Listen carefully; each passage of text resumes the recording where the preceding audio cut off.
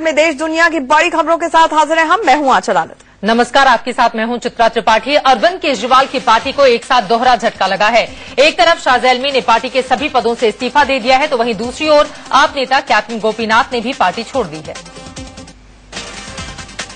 Party के आला नेता के रवैये से नाराज चल रही शाहज़ा इल्मी ने आम आदमी पार्टी को अलविदा कह दिया। शाहज़ा ने कहा कि मुझे बहुत दुख के साथ कहना पड़ रहा है कि आम आदमी पार्टी छोड़ रही है। मुझे बहुत ही अफसोस के साथ ये कहना पड़ रहा है, बहुत दुख के साथ, कि जिस आंदोलन के साथ और जिस पार्टी के साथ मैं तन मन से जुड़ी हुई थी, मैं उसे छोड़ रही हूँ। मैं अपना त्याग पत्र दे रही हूँ, सारी मेंबरशिप से भी और सारी पार्टी पोजीशन से भी। शाहज़ा इल्मी ने कहा कि पार्टी में कोई लोकतंत्र नहीं रह गया था, पार्टी में कुछ गिने चुने लोगों की मनमानी चल रही थी। वाकई में कोई न पार्टी डेमोक्रेसी नहीं है और एक छोटा सा एक दायरा है लोगों का, वो जकड़े हुए है पूरी तरह से अरविंद को, और वो ही डिसीजंस ले रहा है। एक गेट कीपर्स बने हुए वहां पे, और वहां पे गेट्स हैं। शाहज़ा इल्मी ने अरविंद केजरीवाल पर गंभीर आरोप लगाए। उन्होंने कहा कि अरविंद केजरीवाल को जेल और बेल की राजनीति से बाज आकर लोगों के बीच में जाना चाहिए। मेरी उनसे यही राय है कि बेल बॉन्ड भर देना चाहिए उन्हें। जेल में वो आत्ममंथन करें, इससे बेहतर है कि वो लोगों के बीच में जाएं, और जो उनके आसपास के गेट कीपर्स हैं, वो जो एक चौकड़ी बनी हुई है, उनसे मुक्ति पाकर लोगों के बीच में जाएं। मेरी ये राय है उनसे, और मैं उम्मीद करती हूँ वो सुनेंगे कि वो बेल भर दे अपनी।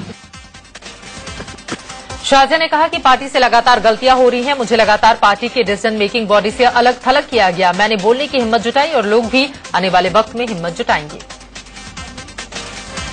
आम आदमी पार्टी से बगावत करने वाली शाहज़ा इल्मी ने आगे भी पार्टी में टूट के संकेत दे दिए हैं। शाहज़ा ने कहा है कि कुछ विधायक उनके संपर्क में हैं, जिनसे हालातों पर बातचीत हो रही है।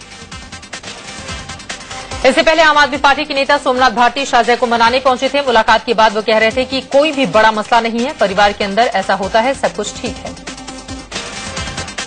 बीजेपी नेता गिरिराज सिंह ने शाहज़ा इल्मी के आम आदमी पार्टी छोड़ने पर कहा है कि जैसे जैसे केजरीवाल का दोहरा चेहरा लोगों के सामने आ रहा है, उन्हें उनके करीबी लोग छोड़ते चले जा रहे हैं। इससे केजरीवाल अकेले पड़ गए।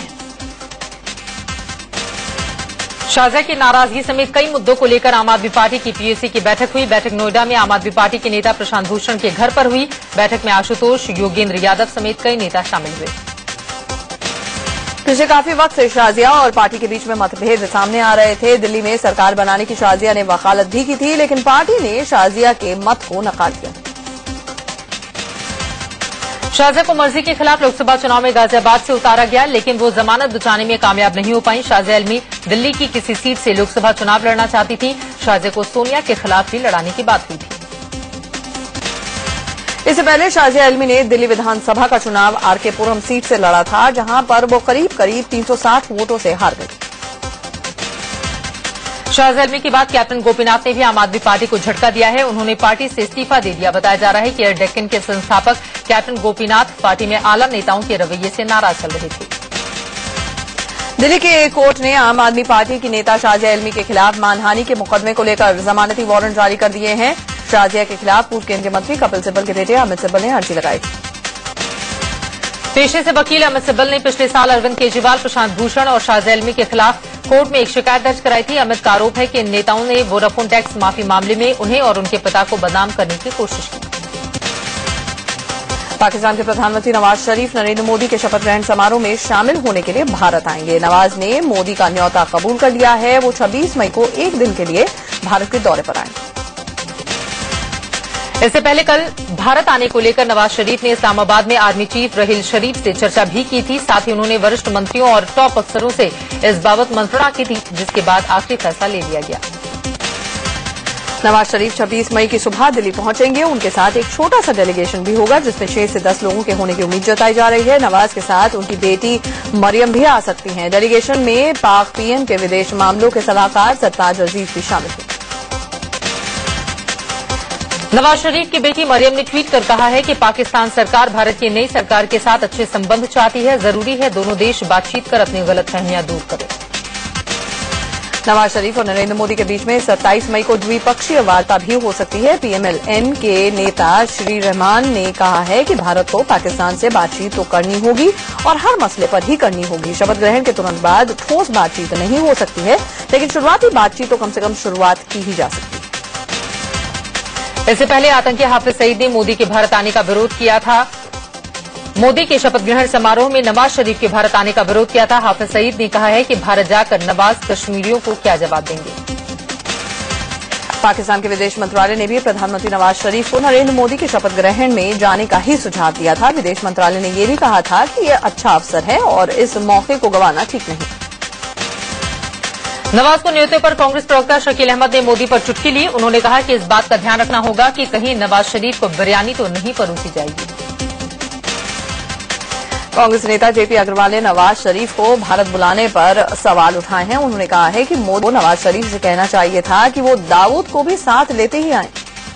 अब इनको ये कहना चाहिए था न्योता देने समय कि दाऊद को अपने साथ ले आए, जिसके लिए बहुत ही शोर मचा रहे थे।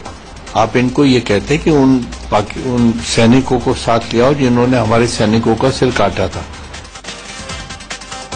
जेडीयू सुप्रीमो शरद यादव ने पाकिस्तान पीएम नवाज शरीफ की भारत यात्रा पर कहा कि उनके दौरे से कुछ भी बदलने वाला नहीं है। दोनों देश एक दूसरे से इतनी नफरत करते हैं कि इनके रिश्ते नहीं सुधरेंगे। पीएम के शपथ ग्रहण समारोह के लिए 7 देशों के प्रमुखों को न्योता भेजा गया था, जिसमें 6 देश पहले ही हामी भर चुके हैं। इन देशों में अफगानिस्तान, बांग्लादेश, भूटान, मालदीव, नेपाल और श्रीलंका शामिल है। शपथ ग्रहण में श्रीलंका के राष्ट्रपति महिंदा राजपक्षे को न्योता भेजने का विरोध जताने के लिए एमजीएम के प्रमुख वाइको ने नरेंद्र मोदी से मुलाकात की। वाइको बीजेपी अध्यक्ष राजनाथ सिंह से भी मिले।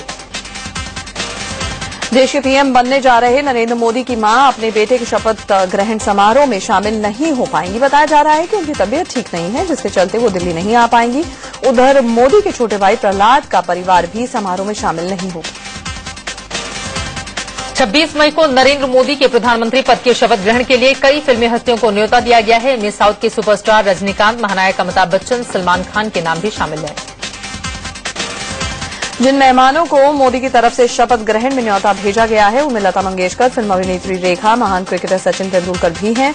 सचिन और रेखा फिलहाल राज्यसभा के सदस्य भी हैं। फिल्म डायरेक्टर मधुर भंडारकर को भी न्योता भेजा गया है। सूत्रों से खबर यह है कि संघ प्रमुख मोहन भागवत और संघ के पदाधिकारी भैयाजी जोशी मोदी के शपथ ग्रहण समारोह में शामिल नहीं हो पाएंगे। उनकी जगह आरएसएस से सुरेश सोनी और दत्तात्रेय होसबोले मौजूद रहेंगे। नरेंद्र मोदी के शपथ ग्रहण समारोह में पश्चिम बंगाल की सीएम ममता बनर्जी शामिल नहीं होंगी। ममता अपनी जगह किसी मंत्री को समारोह में भेजेंगी। उधर जम्मू कश्मीर के सीएम उमर अब्दुल्ला ने कहा है कि उन्हें मोदी के शपथ ग्रहण समारोह के लिए अभी तक न्योता नहीं मिला। वडोदरा में नरेंद्र मोदी के प्रस्तावक रहे चाय बेचने वाले किरण महिदा को भी पीएम के शपथ ग्रहण समारोह में आने का न्योता भेजा गया है। उन्होंने कहा यह पहला मौका होगा जब एक चाय वाला पीएम के शपथ ग्रहण समारोह में शामिल होगा। 26 मई को प्रधानमंत्री पद की शपथ के बाद नरेंद्र मोदी विदेशी प्रतिनिधिमंडल को भोज के लिए आमंत्रित कर रहे हैं। सूत्रों से खबर यह आ रही है कि सोमवार की शाम हैदराबाद हाउस में दावत भी रखी गई है, जहां पर विदेशी प्रतिनिधियों की अगवानी खुद मोदी करेंगे। 26 मई को नरेंद्र मोदी के शपथ ग्रहण को लेकर आज से 2 दिन के लिए राष्ट्रपति भवन बंद रहेगा। हर शनिवार को राष्ट्रपति भवन में चेंज ऑफ गार्ड सेरेमनी होती है, प्रोग्राम होता है, लेकिन उस दिन ये प्रोग्राम नहीं होगा। शपथ ग्रहण के एक दिन 1 बजे के बाद सरकारी दफ्तर भी बंद होंगे। वाराणसी में 26 मई को होली और दिवाली साथ में ही मनाई जाएगी। नरेंद्र मोदी के पीएम पद की शपथ लेने से पहले ही बीजेपी नेता जोश में हैं। उन लोगों ने जश्न मनाने की पूरी तैयारियां भी कर डाली हैं। 6 मई को मोदी की प्रधानमंत्री बनने की खुशी में अमृतसर में एक शख्स ने अनोखा कप बनाया है। 336 छोटे छोटे कपों को मिलाकर बने इस खास कप के जरिए मोदी को पीएम बनने की बधाई दी गई है। इस कप को बनाने में 3 दिन का वक्त लगा। इससे पहले शुक्रवार को नरेंद्र मोदी और बीजेपी अध्यक्ष राजनाथ सिंह के बीच में लंबे दौर तक बैठक हुई, जिसमें मोदी के कैबिनेट पर चर्चा हुई। शुक्रवार को गुजरात भवन में हुई इस बैठक में मोदी, राजनाथ के अलावा बीजेपी के पूर्व अध्यक्ष नितिन गडकरी भी शामिल हुए। मंत्रिमंडल को लेकर इस माथापच्ची में अरुण जेटली और यूपी बीजेपी प्रभारी अमित शाह मौजूद रहे। बताया जा रहा है कि मोदी ने बीजेपी सांसदों का बायोडाटा पहले से ही मंगवा रखा है। माना यह जा रहा है कि वो पार्टी के वैसे सांसदों को बड़ी जिम्मेदारी देने के बारे में सोच रहे हैं जिनका ट्रैक रिकॉर्ड शानदार रहा है। मोदी मंत्रिमंडल को लेकर एक फॉर्मूला भी सामने आया है। सूत्रों से खबर है कि मोदी के मंत्रिमंडल में 22 से 25 कैबिनेट मंत्री हो सकते हैं। राज्यों में 12 सांसदों पर एक कैबिनेट मंत्री का पद मिलेगा, जबकि 4 सांसदों पर एक राज्य मंत्री का पद होगा। अहम मंत्रालयों जैसे कि रेलवे, इंफ्रास्ट्रक्चर और वित्त जैसे मंत्रालयों में एक टेक्नोक्रेट राज्य मंत्री होगा, जबकि हर मंत्रालय को 28 एक्सपर्ट्स की टीम मदद करेगी। सूत्रों के हवाले से यह भी खबर आ रही है कि मोदी सरकार में जीओएम की परंपरा नहीं होगी। सूत्र जानकारी दे रहे हैं, मोदी का मंत्रिमंडल पिछली सरकार के मुकाबले छोटा होगा। कई मंत्रालयों को आपस में भी मिलाया जा सकता है। भले ही नरेंद्र मोदी छोटा मंत्रिमंडल चाह रहे हों, लेकिन उनकी सबसे बड़ी सहयोगी पार्टी शिवसेना ने बड़े मंत्रिमंडल की मांग कर डाली है। शिवसेना प्रमुख उद्धव ठाकरे ने कहा है कि मंत्रिमंडल बड़ा होना चाहिए ताकि सभी दलों के नेताओं को शामिल किया जा सके। मोदी मंत्रिमंडल पर मंथन का दौर जारी है। नरेंद्र मोदी के बेहद करीबी माने जाने वाले अमित शाह सुबह मनोनीत पीएम मोदी से मिलने गुजरात भवन पहुंचे। उसके बाद वो पार्टी अध्यक्ष राजनाथ सिंह से मिलने उनके आवास पर पहुंचे। दिल्ली के गुजरात भवन में बीजेपी नेता वेंकैया नायडू और उमा भारती मनोनीत प्रधानमंत्री नरेंद्र मोदी से मिलने के लिए पहुंचे। माना यह जा रहा है कि मंत्रिमंडल में जगह पाने के लिए बीजेपी नेताओं का मोदी से मुलाकात का सिलसिला जारी है। देश के भावी पीएम नरेंद्र मोदी ने गुजरात छोड़ते छोड़ते अपनी पर्सनल सेविंग से 21 लाख रुपए दान कर दिए। नरेंद्र मोदी ने ये दान गुजरात सरकार के कर्मचारियों की बेटियों के लिए दिया है। मध्य प्रदेश में बच्चों के कोर्स में मनोनीत प्रधानमंत्री नरेंद्र मोदी की जीवनी को शामिल करने पर विचार किया जा रहा है। प्रदेश के शिक्षा मंत्री पारस जैन ने कहा है कि मोदी का संघर्ष से भरा जीवन बच्चों को प्रेरणा देगा। एनआईए की टीम ने झारखंड से 4 मोस्ट वांटेड आतंकियों को गिरफ्तार करके बड़ी साजिश का पर्दाफाश किया है। एनआईए के मुताबिक चारों आतंकी दिल्ली में शपथ ग्रहण समारोह के दिन मोदी समेत कई बड़े नेताओं पर हमला करने की फिराक में थे। एनआईए की टीम ने रांची से 2 और 2 आतंकवादियों को पलामू से गिरफ्तार किया है। पकड़े गए आतंकियों के पास से मुगलसराय से नई दिल्ली तक के ट्रेन टिकट बरामद किए गए हैं। टिकट पर यात्रा की तारीख 24 मई है। 25 मई को चारों आतंकी दिल्ली में रेकी करके 26 मई को हमला करने के फिराक में थे। 6 जून तक जेल भेजे गए दिल्ली के पूर्व मुख्यमंत्री अरविंद केजरीवाल अब दिल्ली हाईकोर्ट का दरवाजा खटखटा चुके हैं, जहां पर केजरीवाल की याचिका पर सोमवार को सुनवाई भी हो सकती है। दरअसल बेल बॉन्ड नहीं भरने पर दिल्ली के पटियाला हाउस कोर्ट ने केजरीवाल को 14 दिन तक जेल भेज दिया। अदालत ने केजरीवाल से कहा 10,000 रुपए का बॉन्ड भरना होगा, लेकिन केजरीवाल बॉन्ड भरने की जगह अंडरटेकिंग देने पर अड़े रहे। अरविंद केजरीवाल ने जेल से अपने कार्यकर्ताओं के नाम चिट्ठी भी लिखी है। उन्होंने लिखा है कि अगर मैंने अपराध किया है तो मुझे कड़ी से कड़ी सजा दी जानी चाहिए, अगर नहीं तो मुझे तुरंत रिहा भी करना चाहिए। केजरीवाल की ये चिट्ठी दिल्ली के कॉन्स्टिट्यूशन क्लब में हुई आम आदमी पार्टी की बैठक में कार्यकर्ताओं को दिखाई गई। आम आदमी पार्टी की कॉन्स्टिट्यूशन क्लब में हुई बैठक में कार्यकर्ताओं ने हंगामा भी किया। ये कार्यकर्ता पीएसी भंग करने की मांग कर रहे थे। दिल्ली में आम आदमी पार्टी का जनाधार घट रहा है। इंडिया न्यूज ने दिल्ली में एक बड़ा जनमत संग्रह कराया है। इस सर्वे में 63% लोगों ने केजरीवाल के जेल जाने को पब्लिसिटी स्टंट बताया, जबकि 37% लोग इसे पब्लिसिटी स्टंट नहीं मानते। इंडिया न्यूज ने लोगों के सामने दूसरा सवाल रखा था कि अरविंद केजरीवाल ने दिल्ली से माफी मांगी है, क्या आप उन्हें माफ करेंगे? जवाब में 51% लोगों ने कहा कि उन्होंने केजरीवाल को माफ किया, जबकि 49% लोगों ने अपना जवाब ना में दिया। दिल्ली के लोगों से इंडिया न्यूज का तीसरा सवाल था कि अगर आज चुनाव हुए तो क्या केजरीवाल को वोट देंगे? इसके जवाब में 43% लोगों ने कहा कि वो केजरीवाल को वोट देंगे, जबकि 57% लोगों ने केजरीवाल को वोट नहीं देने की बात कही। लोकसभा चुनावों में मिली करारी हार के बाद कांग्रेस का मंथन लगातार जारी है। आज पार्टी के संसदीय दल की बैठक बुलाई गई है। इस बैठक को सोनिया गांधी संबोधित करेंगी। बैठक में संसदीय दल का नेता भी चुना जाएगा। कांग्रेस की करारी हार के बाद अब प्रियंका गांधी को पार्टी में लाने की गुहार लगाई जा रही है। मनमोहन सरकार में मंत्री रहे केवी थॉमस ने प्रियंका को अहम रोल देने की मांग की है। थॉमस ने यहां तक कह दिया कि प्रियंका में इंदिरा गांधी की छवि दिखती है। Priyanka, when we look at her, we see Indira Gandhi, our great leader. We see a glimpse of Indira Ji in Priyanka. KV Thomas ने तो यहां तक कह दिया कि उन्होंने चुनाव से पहले ही प्रियंका गांधी को पार्टी में लाने की हिमायत की थी। Even before the election, I have been suggesting that Sonia Ji, Rahul Ji and Priyanka have to work together as a single team.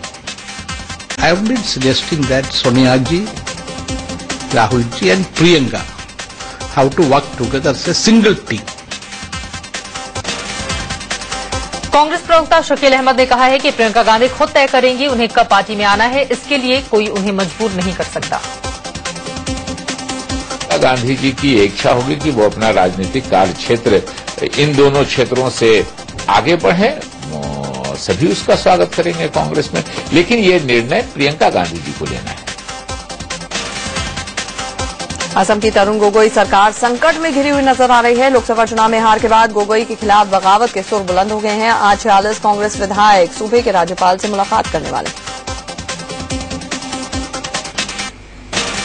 Superfast 100 Madhya Pradesh के इंदौर में एक ट्रैवल कंपनी की बस में घुस आई भीड़ ने आग लगा दी। बस की चपेट में आने से एक युवक की मौत हो गई थी।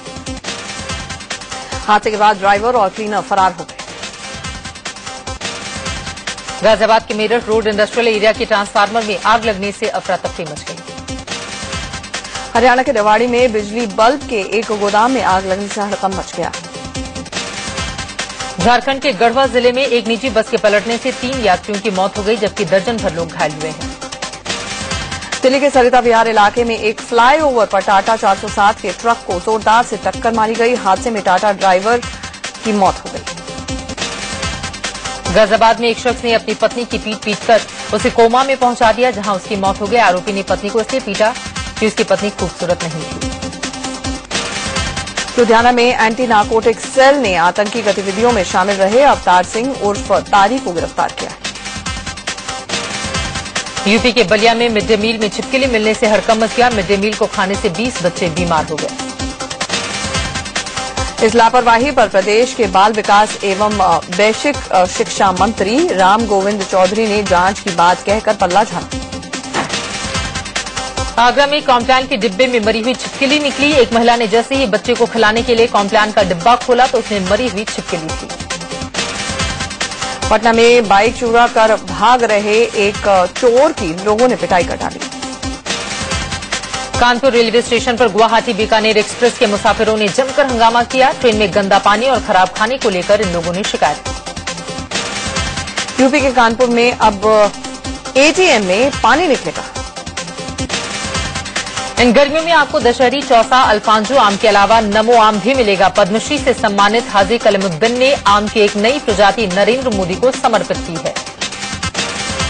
यूपी के झांसी में 18 साल का एक लड़का महज 18 इंच का है। उत्तराखंड में सिखों के पवित्र तीर्थ स्थान हेमकुंड साहिब के कपाट 25 मई को खुलेंगे।